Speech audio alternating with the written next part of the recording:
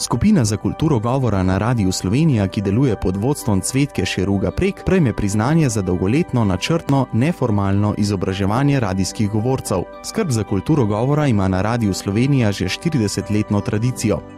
Načrtnejše jezikovno in govorno izobraževanje se je na našem radiju začelo pred približno 4 desetletji. Takrat se je gospa Ana Mlakarjeva začela intenzivneje ukvarjati s šolanjem novih radijskih govorcev. Pozneje so se ji pridružili še nekateri odlični in izkušeni napovedovalci in napovedovalke ter fonetiki. Danes pri tem poučevanju večinoma ob svojem rednem delu sodeluje že 10 fonetikov in napovedovalcev. Povprečno jih obiskuje okoli 40 slušateljev. Po končni avdiciji, ko kandidati začno samostojno nastopati pred mikrofonom, pa še vedno bedijo nad njimi naše mentorice in mentori za radijski govor. Zakaj je nastala potreba po takšnem internem jezikovnem izobraževanju? Naš šolski izobraževalni sistem ne pouči dovolj dijakov, študentov o govorni podobi jezika.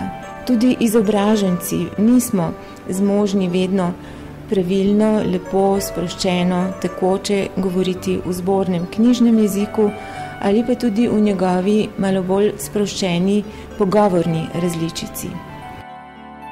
To je ta kultiviranost, kot jo jaz vidim, da nekako tekst spregovori skozi tistega, ki ga posreduje. Veseljem lahko ugotovimo, da na Radiu Slovenija, na nacionalnem mediju že 50 let skrbimo za zborno izreko in pa kulturo govora. Tudi sam sem šel skozi šolo gospe Ane Mlakarjeve. Potem, ko sem se redno zaposlil na nacionalnem mediju, sem šel skozi šolo gospe Ajde Kalan. In vsakdo, ki nastopa pred mikrofonom, je seveda dolžan skrbeti za zborno izreko in za kultiviran govor. To pa je seveda filigranski in mukotrpen posel, ki ga naši ljudje, profesionalci, z vso tenkočutnostjo in pa natančnostjo opravljajo.